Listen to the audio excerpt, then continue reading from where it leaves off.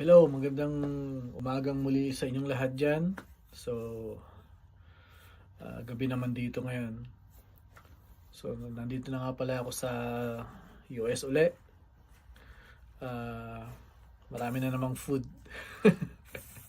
Ma Masagana na naman dito. Okay, sa Canada kasi talagang tunay talaga na magtitipid ka doon. So, gusto ko lang ipatotoo ang kabutihan ng Diyos sa aking buhay dito sa US, okay? Dito kasi talagang kilala ako bilang isang pastor. Okay, kanina nga mayroon akong trabahong ginawa and then binless nila ako kasi nga they want to bless me nga daw. Maging daluyan sila ng pagpapala para sa akin kasi alam nila yung ministry na ginagawa ko diyan sa Pilipinas. So, sabi ko, yun yung vision ko. Kahit na nandito ako, kahit na kumbaga parang magbe-base kami dito, pero nandun pa rin yung ministry talaga na talagang gagawin natin para sa Panginoon. Okay? So, yung vision namin mag-asawa, talagang nagki-keep holding kami dun sa bagay na yun. So, gandang umaga muli. At alam ko, isa na namang privilege sa akin ang magbigay ng mensahe. But for this time, gusto ko parang medyo teaching muna tayo. Gusto ko parang foundational, what we call this, parang ano yung katotohanan about sa ating pananampalataya. Of course, hindi lang natin tinanggap ang ating Panginoon. For what? For what reason, di ba? Siyempre, meron tayong inaantay, meron tayong hope, meron tayong inaabag ang mangyayari. Okay? Sana alam natin lahat to. Okay? Look at the surroundings. Okay? Tingnan natin yung mga nangyayari. Ano ba yung mga nangyayari sa paligid natin? Okay? Yun pala, yung mga bagay na yan, isa na sa mga significant event at talagang mangyayari na sa hinaharap. Okay? So, I'm going to teach now about the rapture of the church. Okay? So, tignan natin kung sinong alam ko na ituro ko na to sa mga kabataan, pero dun sa church, hopefully ako gusto ko sana yung fundamental truths ay maituro din bago mag Sunday service, ganun, para uh, malaman talaga natin yung mga katotohanan about dun sa Bible. Okay? Ang sabi doon, rapture of the church, okay, is a biblical event eagerly anticipated by Christians. Okay? Ako nalaman ko tong rapture na to, although naririnig ko lang sa church kasi that time kasi nung mga bata pa kami, sipag magturo ng Sunday school. So nakumpleto namin yung mga class Sunday school and then talagang nalaman namin to. Okay, talaga naging excited kami doon sa mga lesson at ito nga yung tumatak sa isip ko. Okay, yung rapture of the church. Ano ba yung rapture of the church? Okay, ano ba yung tinatawag na rapture of the church? Okay? In biblical principle. Okay, ang sabi dito, ang rapture daw is the sudden miraculous removal of all believers in Christ, okay, from the earth to meet Him in the air. Okay, tayo rin mga believers, darating daw ang Panginoong muli at i-meet up tayo doon sa air. Okay? So, paano mangyayari yun? Tignan natin, may mga reference ito, mga biblical reference ito sa 1 Thessalonians 4:13 to 18. Basahin ko manually. Okay? Ang sabi dito, 1 Thessalonians 4:13 to 18. Tama ba? Okay. Mga kapatid, ibig naming malaman ninyo ang katotohanan tungkol sa mga namatay na. Okay? Nang hindi kayo magdalam hati tulad ng mga taong walang pag-asa. Naniniwala tayong si Jesus ay namatay at muling nabuhay, kaya naman naniniwala tayong bubuhayin din ng Diyos ang lahat ng namatay na nanalig kay Jesus upang isama sa Kanya. Okay? Ang rapture of the church daw, di ba sabi yung mga believers, i-meet up niya doon sa air. Okay? Tignan niyo yung kalawakan, tignan niyo yung himpapawid. Okay? Doon yung meeting place niyon. So, balit, ang unang mangyayari, bubuhayin muna ng Diyos yung mga namatay na una. Okay? Syempre, hindi natin mararanasan yun kasi nga buhay pa tayo ngayon. Okay? Yung mga namatay nung una ng mga believers ni Jesus na tumanggap sa Panginoong Hesus, bubuhayin sila technically. Paano mangyayari yun? Bubuhayin sila. Okay? Yung magiging glorified body sila. Okay? Yung physical body nila, papalitan nyo ng glorified body. Paano mangyayari yun? Naagdas na, buto na. Talagang lupa na. Well, wisdom ng Diyos yun. Paano niya gagawin? Okay? We cannot comprehend doon sa knowledge ng Diyos eh. Pero ang malinaw doon, bubuhayin niya yung mga unang namatay. Tapos, yun muna yung unang mamimit up niya sa air, sa himpapawid. Okay? Verse 15. Ito ang aral ng Panginoon na sinasabi namin sa inyo. Pagparito ng Panginoon, tayo mga buhay ay hindi na mauuna sa mga namatay. So it clear, di ba? Mauuna sila. Sa araw na iyon, kasabay ng malakas na utos, ang tinig ng arkanghel at ng tunog ng trumpeta ng Diyos, bababa ang Panginoon mula sa langit, bubuhayin muna ang mga namatay na nananalig kay Kristo, pagkatapos tayo mga buhay pa ay titipunin niya sa ulap at isasama sa mga binuhay upang salubungin sa papawirin ang Panginoon. Sa gayoy, makakapiling niya tayo magpakailanman. Kaya nga, mag-aliwan kayo sa pamamagitan ng mga aral na ito. Okay? Si Paul, ini-encourage niya na yung mga believers sa church ng Thessalonica, okay, na huwag niyong kalilimutan tong teaching namin na to. Okay? Bababa ang Panginoon muli at imi-meet up niya yung mga namatay at saka yung matitirang maabutang buhay na faithful. Okay?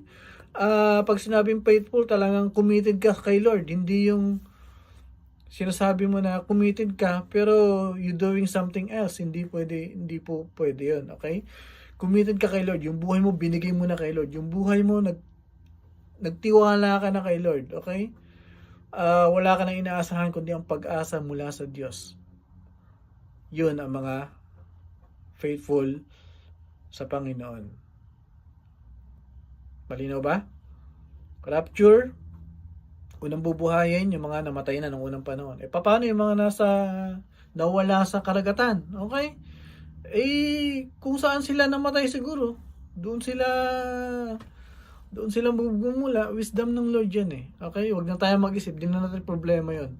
Ang problemahin mo ngayon, ikaw ba ay faithful kay Lord? Pag dumating ba ang Diyos?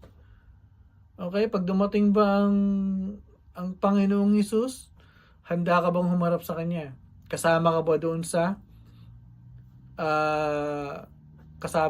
mga rapture? Okay? So, malinaw na malinaw yun. After nung mga namatay, tayo naman. Paano mangyayari yun? Malay natin, di ba? Nagdadrive ka, o kaya nasa school ka, nagtuturo ka, o kaya estudyante ka, nakikinig ka sa lesson ng teacher mo, bigla kang nawala. Na-rapture ka na pala. Okay? Yung kaibigan mo na katabi mo na lagi mong kausap, hindi mo man lang senior ang Panginoong Hesus sa kanya, nagulat na lang siya, nawala ka, naiwan siya. 'Di ba? Yung mga kapatid mo, yung nanay mo, hindi mo naman pala sinira ng gospel, di kawawa naman sila. 'Di ba? So, well, let's move on. Okay? Pangalawang verse, 1 Corinthians 15:50 to 54. Ano sinasabi dito? 1 Corinthians 15 50 to 54. Sabi dito, ito ang ibig kong sabihin, mga kapatid. Ang binubuo ng laman at dugo ay di magkakaroon ng bahagi sa kaharian ng Diyos. At ang katawang panlupa ay di maaring magmana ng buhay na walang hanggan. Okay? What does it mean? Ano ibig sabihin nito? Yung physical na ating katawan, kapag tayo ay na-rapture na, instantly papalitan nyo ng glorified body na karapat-dapat sa Diyos. Okay? Sigurado 'yun. Yun ang sinasabi ng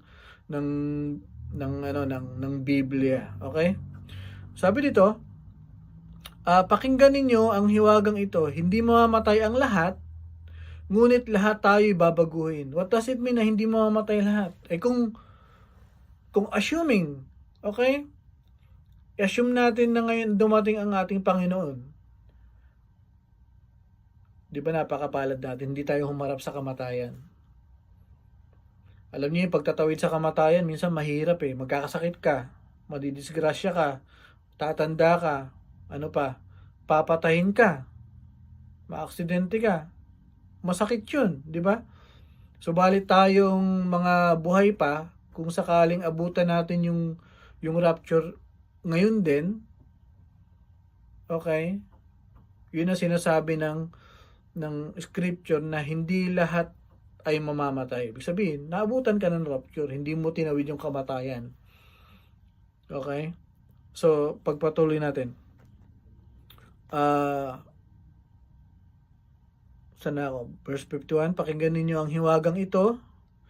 Hindi mamamatay ang lahat, ngunit lahat ay babaguhin. Sa isang sandali, sa isang kisap mata, kasabay ng huling tunog ng trumpeta, pagtunog ng trumpeta, ang mga patay ay muling bubuhayin at di na mamamatay. Babaguhin tayong lahat sapagkat itong katawang nabubulok ay dapat papalitan ng di nabubulok at ang katawang mamamatay ay di na mamamatay. 'Di ba ang hiwaga, 'di ba? So kaya mo tinanggap ang Panginoon hindi para maging Kristiyano ka lang. Okay? Ano ba naman yun? Kailangan ko lang maging Kristiyano? Hindi po. Okay? Yung kaligtasan ng ating Panginoon, totoo po. Okay? Yung kaligtasan na binigay ng ating Panginoon ay hindi lang natatapos doon sa pagpunta mo sa church. Sa katotohanan ngayon, rapture nga, hindi natin malalaman kung araw ba ng Sunday yan o hindi. Paano kung Christian ka lang sa araw ng Sunday na yan? Paano kung sa prayer meeting doon ka lang nananalangin? O, di ba? Paano kung sa praise and worship saka ka palang nagpupuri sa Diyos? Paano kung sa araw ng linggo saka ka palang nagbabasa ng Bible? Paano kung dumating ang Panginoon nang nandun ka sa mga bagay na alam mo na, di ba? Kunyari committed ka kay Lord, pero meron kang ginagawa na hindi ka dapat kay Lord. Di ba? Maging totoo tayo sa ating pananampalataya. Okay? Dahil totoo ang ating Panginoon na nagmamahal sa atin. So ano pa? Balik tayo sa 2 Thessalonians 2, 1 verse 4. Ako na, saan na yun? 1 Thessalonians. Mano tayo ngayon. 2 Thessalonians 2, 1-4. Sabi dito, tungkol naman sa pagparito ng ating Panginoong Hesus at sa pagtitipon niya sa atin, ipinamamanhik namin sa inyo mga kapatid na huwag kayong magugulat agad o mababahala sa balitang darating na ang araw ng Panginoon. Huwag kayong maniniwala kahit sabihin nilang ito'y hula o pahayag. I mean, maraming mga let's say maraming mga kapulungan na di ba dati na predict nila na 2000 ano ba yan nung high school pa ako noon Okay, may isang nag-prophesize na that day, April yata yun, hindi ko matandaan kung anong taon yun. Sinabi niya na darating ang Diyos.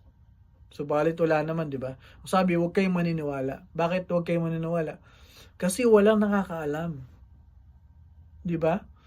Walang nakakaalam ng specific na date, pero binigyan naman tayo ng kaalaman ng Diyos ng mga tanda. Anong mga tanda? Rumors of war. Okay? Kahirapan. Ano pa ba? Yung mga maraming manlalamig sa Diyos. Ano pa ba? Mag-aaway-aaway ang magkakapatid, mga magulang, or something like that. Marami sa Biblia. Okay? Ang palatandaan na kung saan darating na ang Panginoon, tulad na sa magnanakaw na hindi naman lang nagpapaalam. Kukuha na lang ng kanyang gusto, di ba? Nagpaplano siya na pupuntahan niya ang isang bahay at siya ay magnanakaw. Wala nakakaalam. Ganun ang pagdating ng ating Panginoon. Walang nakakaalam. Talagang titignan niya kung sino talaga ang naniniwala sa kanya, kung sino talaga ang handa na humarap sa kanya kapag siya ay dumating na. Di ba? Nakakatakot. Hindi pala tayo handa. Nakakatakot, hindi pala tayo kasama, di ba? Bakit? Kasi hindi tayo nananalig sa ating Panginoon. Kasi hindi tayo committed sa ating Panginoon. Kasi hindi natin siya tinanggap ng lubusan na takapagligtas sa ating buhay. Sisasatin po natin ang ating sarili. Ako ba ay talagang nananalig sa aking Panginoon? Ang kanyang pagdating ba ay aking kinakasabikan? Okay? Excited ba ako? John 14:2-3 basahin natin. John 14 verse 2-4. Sabi dito, John, tama ba? 14:2-3. Ang sabi dito, sa bahay ng aking ama ay maraming silid. Kung hindi gayon, sinasabi ko sana sa inyo at paparoon ako upang ipaghanda ko kayo ng matitirhan. Kapag naroon na ako at naipaghanda na kayo ng matitirhan, babalik ako at isasama kayo sa kinaroroonan ko. Okay? At alam na ninyo ang daan patungo sa pupuntahan ko. Ang galing, di ba? Sabi ng Panginoon, bago niya iwanan yung kanyang mga disciple, pupunta ako sa aking ama. Sa tahanan ng aking ama, maraming mga room doon. Okay, kung kulang pa, gagawa ako. At kapag puno na, kumpleto na lahat, babalik ako, kunin ko kayo. Parang yung isang ina, okay, ang sabi niya sa kanyang anak, okay anak, pupunta lang ako doon sa palengke. Babalik ako, maglinis kayo ng bahay, magwalis kayo ng sahig, maghugas kayo ng plato, okay? Pagdating ko may pasalubong ako sa inyo. Yung anak, di ba, excited sila. Kasi darating yung nanay nila, di ba? So, gagawin nila, kukunin nila yung mga gamit, kung ano man yung inutos nila, ng nanay nila para sa kanila, tapos gagawin nila yon. Hindi ba natin nakikita yung sarili natin sa ganong sitwasyon? Ang sabi ng Panginoon, kapag puno na yung room, kumpleto na, babalikan ko kayo, kukunin ko kayo. Ba't hindi pa dumarating ang Diyos? Ba't hindi pa dumarating si Jesus? Baka gumagawa pa siya ng room doon. 'Di ba? Habang tayo walang ginagawa, ano ba yung sinabi ng Panginoon, 'di ba? Share niyo ako, okay? Maghanda kayo. 'Di ba? Yung oil laging dapat nasa inyong ilawan. Ano ibig sabihin nun? Yung Holy Spirit dapat laging nagmamanifest sa buhay nyo. Alam niyo yung 10 virgins, yung 5 doon foolish, yung 5 naman naghanda ng oil, 'di ba? At dumating yung bridesmaid, naiwan yung 5, samantalang sila ay naghahanda rin sa pagdating ng bridesmaid.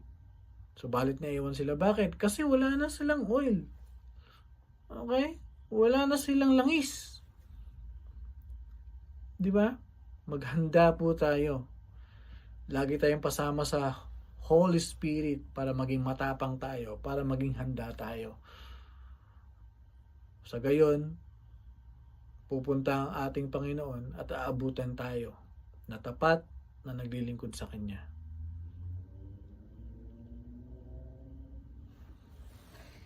So, paano naman ito mangyayari, okay? So, confusing nga naman. Paano nga naman mangyayari, okay? Bago ang lahat, may maririnig tayong isang malakas na tunog ng trumpeta ng Diyos. Okay? Nakalagay yun dun sa 1 Thessalonians 4:16. Okay, basahin natin. Okay? Kasabay ng malakas na utos ng tinig ng arkanghel, bababa ang Panginoon mula sa langit. Saan ba ako? Sa araw na iyon, kasabay ng malakas na utos ng tinig ng arkanghel at ng tunog ng trumpeta ng Diyos, bababa ang Panginoon mula sa langit. Okay? So, mangyari, may malakas na marinig siguro ng buong mundo, o malakas, or confusing na tunog, or basta malakas. And then, that's it. Okay? Sa isang kisap mata, mangyayari na ang lahat. Paano mangyayari yun? Malay ko. that's not of my business. Okay? Ang business ko lang ay maging handa. Kapag tumunog na yun, alam ko, ay, si Lord nandiyan na. Wala nang kahirapan. Wala nang problema sa pagbayad ng bills. Di ba?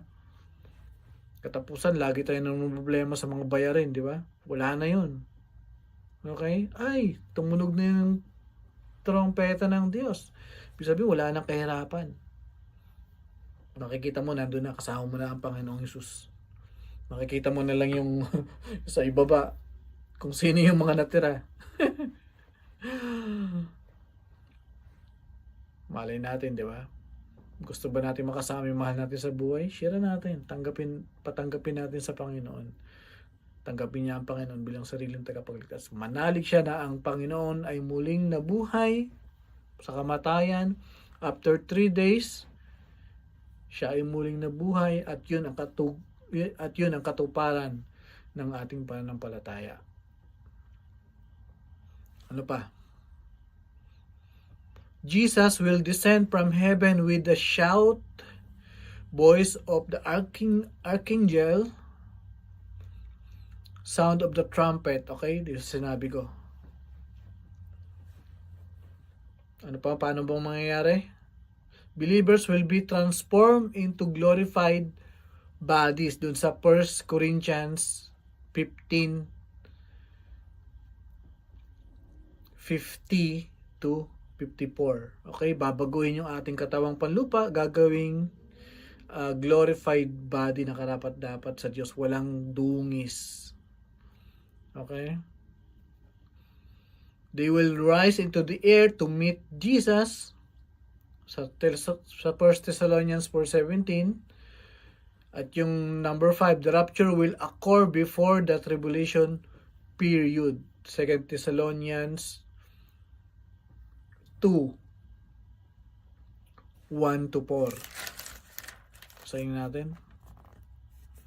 2 Thessalonians 2:1-4. Tungkol naman sa pagparito ng ating Panginoong Hesus at sa pagtitipon niya sa atin, ipinamamanhik namin sa inyo mga kapatid na huwag kayong magulat agad o mabahala sa balitang dumating na ang araw ng Panginoon. Huwag kayong maniwala kahit sabihin nilang ito'y hula o pahayag o kay sulat na nanggaling sa amin. Sa anumang paraan, huwag kayong padadaya kaninuman. Ang araw ng Panginoon ay hindi darating hanggang di nagaganap ang huling paghihimagsik laban sa Diyos at ang paglitaw ng suail ang itinalaga sa walang katapusang kaparusahan. So malinaw po, no? Bago dumating yung Antichrist, yun yung pinaka type of rapture views na gusto ko kasi merong pre-tribulation, okay, before tribulation yun, or pre-tribulation or before tribulation. Tribulation muna, o pagtapos ng tribulation, darating ang Diyos. Mid-tribulation naman, yung halfway through tribulation, yung 7 years, kalahati nun, 3.5 years, saka palang darating ang Panginoon. Kumbaga parang, kung yun ang mangyayari, mararanasan nating maghirap, di ba? Mararanasan nating i-persecute tayo. Meron namang post-tribulation,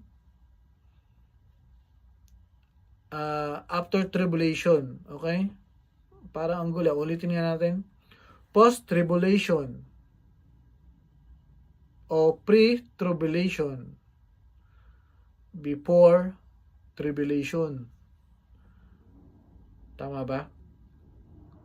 Mid-tribulation sa kalagitnaan, post-tribulation, after tribulation. Pre-wrath or before God's wrath. Okay?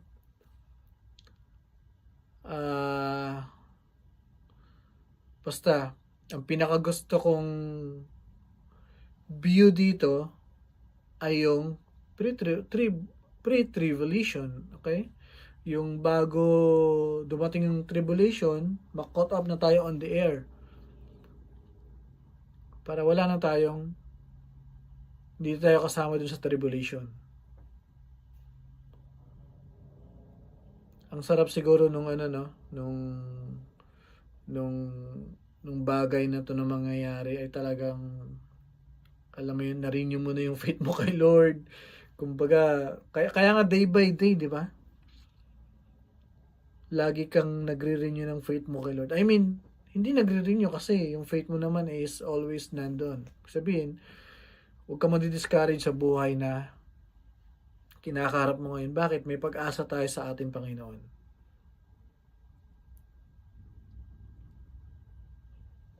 May pag-asa tayo na darating ang ating Panginoon at tayo ay kasama doon sa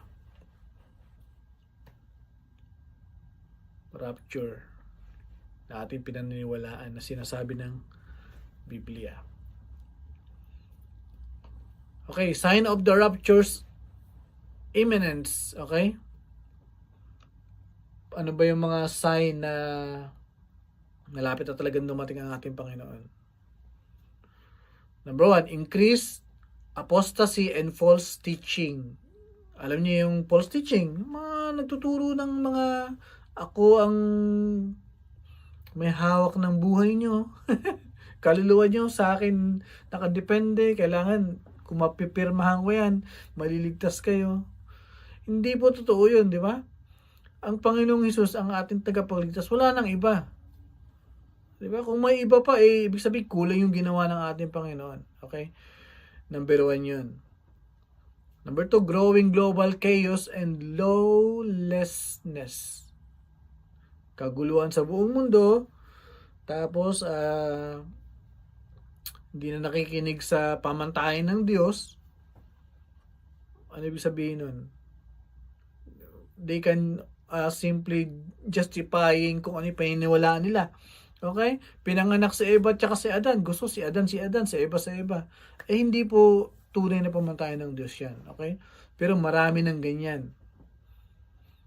Diba? Dinajustify nila na pwede naman. Okay, di binigyan ng government na pwede kayong magpakasal. Huwag po tayong mabibigla. Kasi isa yan sa mga senyales na malapit na dumating ang ating Panginoon. Number 3, Israel rebirth and significance. Ang sabi nila, kaya nga binabantayan natin yung nangyayari sa Israel ngayon kasi isa sa mga significant talaga kung saan umakyat ang ating Panginoon, doon din siya bababa. Di ba? So, paano mangyayari yun? Well, marami ng media ngayon, internet, all over the world, di ba? So, makikita talaga ng buong mundo kung paano darating ang ating Panginoong Hesus. Number 4, gospel preach to all nations. Sa palagay niyo meron na bang ngayong bansa na hindi nakarinig tungkol sa ating Panginoong Hesus? I don't think so. Siguro kung meron man mga mahihirap na silang puntahan or else hindi sila makaintindi ng or may mga lahi sa buong mundo, sa iba't ibang dako ng mundo na na malayo sila. Pero saan man, kaya nga may mga missionary, kaya nga nagpipray tayo sa prayer meeting ng mga missionary na bigyan sila ng encouragement to preach the good news of salvation ng ating Panginoon. Kasi kapag preach na to all nation ang gospel ng ating Panginoon, wala nang madadahilan. Hindi ko narinig ang kaligtasan tungkol sa Panginoong Hesus. Kaya nga bawat isa sa atin dapat magsabi sa ating mga kaklase, kakilala na mayroong kaligtasan mula sa ating Panginoong Hesus para malaman nila. Number 5, increase knowledge and technology. Alam nyo ba, sa technology lang ang dami mong makukuha information doon. Ang dami mga pwedeng gawin. Di ba? Pwede ka nang hindi mag-aaral sa school eh. Di ba? Mag-search ka lang sa internet, matututo ka na eh. Di ba? Lahat ng information nasa internet na. Okay? Sign din pala yan ng mga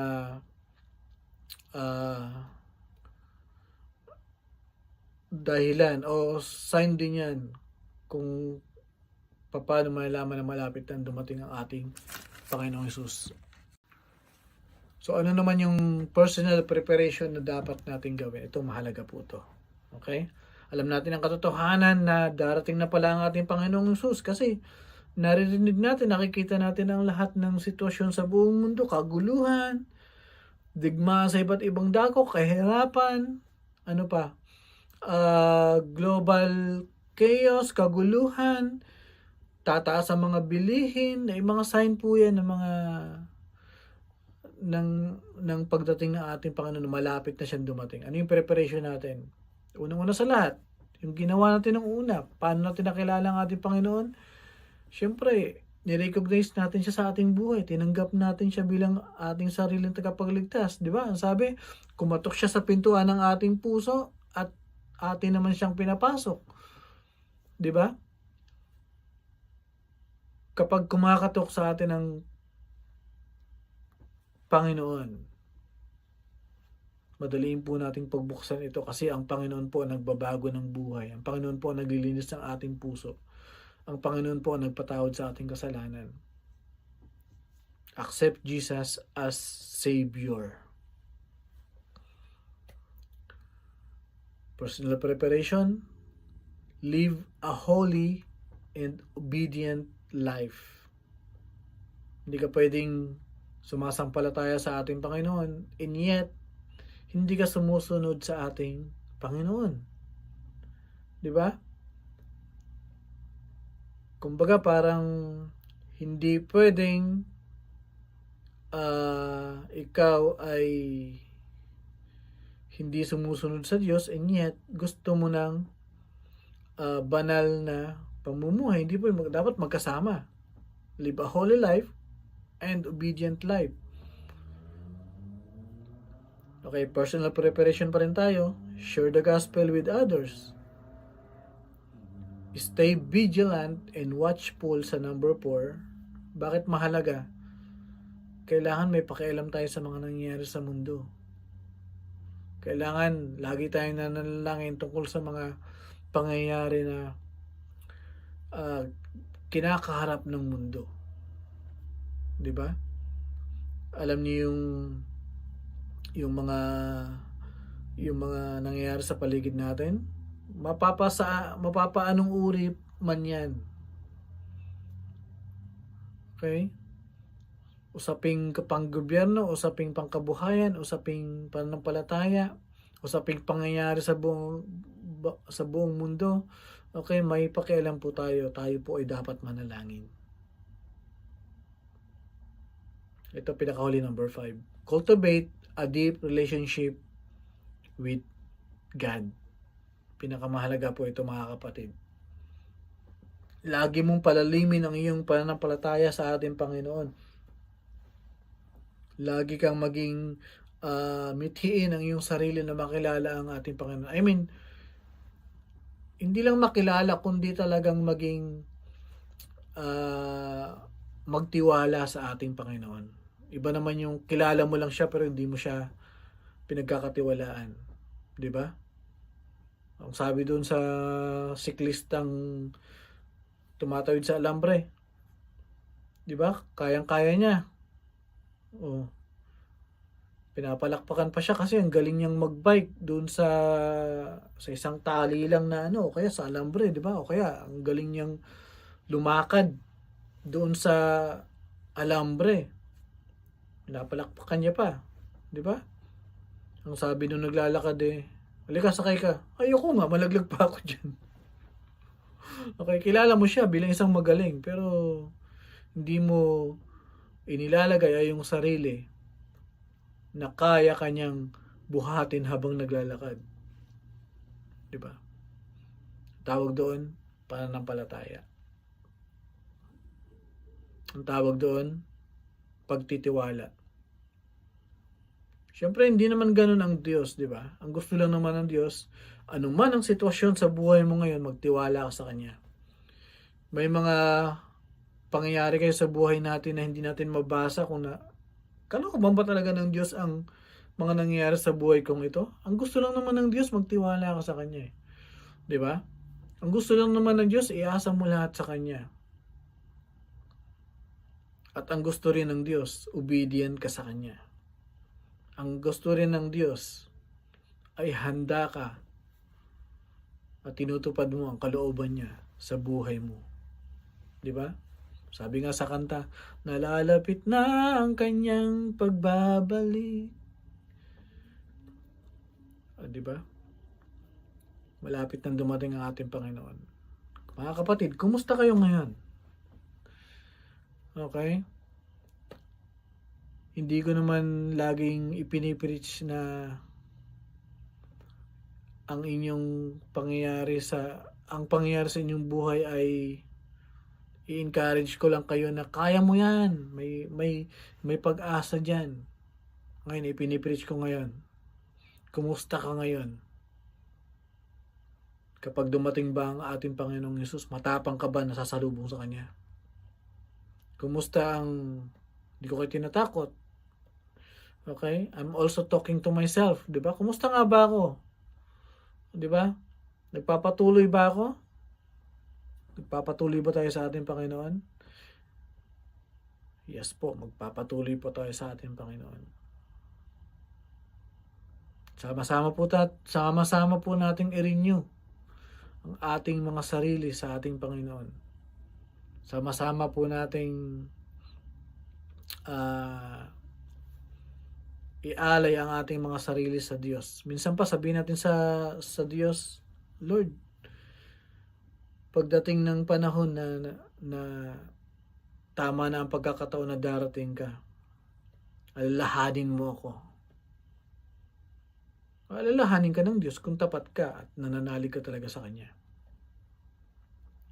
Sa bandang sarili naman natin, sa ating saganang sariling atin naman, ay meron tayong confidence sa ating mga sarili na anytime dumating ang Diyos, wala nang paghihirap. Diba? Pwede pa tayong manalangin ngayon? Pwede ba nating sabihin sa Diyos na minsan pa, Panginoon, pinagkakatiwala ko sa iyo ang aking buhay. Minsan pa, Panginoon, lalakad ako sa katuwiran. Minsan pa, Panginoon, susunod ako sa iyong naisin sa aking buhay. Kakalimutan ko na yung sarili ko. Kakalimutan ko na yung mga ayaw kong i-give up sa buhay ko na tinatago ko. Ay, wala pong nalilingid sa ating Diyos, mga kapatid. Nakikita po niya ang bawat isa sa atin. Nakikita po niya ang lahat-lahat. Walang lingid sa Kanya. Pwede pa tayong manalangin. Lumapit tayo sa ating Diyos. Let's pray. Lord, minsan pa, Panginoon, Narinig namin pa ng katotohanan, O Diyos, na ikaw pala ay babalik muli. Minsan pa, Panginoon, ikaw pala ay tutupad sa iyong pinangako, Panginoon, sa aming buhay. Lord, sa araw na iyon, hayaan mo, Panginoon, na makita mo, Panginoon, na handa kami, O Diyos. Hayaan mo, Panginoon, na hindi masayang, Panginoon, ang aming pananampalataya, Panginoon, dahil meron kaming tinatago, Panginoon, na hindi ka dapat sa iyo. Lord, mamuhay kami, Panginoon, ng may kabanalan sa iyong harapan. Mamuhay kami, Panginoon, ng may katuwiran sa inyong harapan, O Diyos, upang maging karapat-dapat kami sa iyo. Lord, patawarin mo kami, Panginoon, sa aming kasalanan, Panginoon. At minsan pa, Panginoon, ikaw ang maghari sa bawat isa sa amin. Sa aming puso, Panginoon. Sa aming buhay, O Diyos. At ang iyong banal na Espiritu, Panginoon, ay ang sasama sa aming buhay, Panginoon, upang kami ay maging matatag, upang kami ay matuto, Panginoon, upang kami, Panginoon, ay makagawa, Panginoon, ng mga bagay, O Diyos, na karapat-dapat sa iyo. Pag-share ng salita mo, Panginoon, sa aming anak, sa aming pamilya, sa aming magulang, Panginoon, sa aming kapitbahay, sa aming mga kaibigan, Panginoon, ay gawin namin, Panginoon, upang sila, Panginoon, ay magkaroon din, Panginoon, ng pagkakataon, O Diyos, na makilala ka. Panginoon, salamat. Minsan pa, nagpapalinis kami ng iyong banal na dugo upang maging karapat-dapat kami sa iyo, Panginoon. Minsan pa, Panginoon, kami ay nagtitiwala na ikaw ay namatay, muling nabuhay pagkatapos sa 3 araw, at yun, Panginoon, ang dahilan kung bakit kami ay may kaligtasan. Salamat, O Diyos. We pray in Jesus' name. Amen. Salamat, mga kapatid ko. Patuloy tayo sa ating Panginoon. Patuloy nating isabuhay ang salita ng Panginoon sa ating buhay. Ingatan po tayo ng Panginoon. God bless us po. Salamat. Happy Sunday, everyone.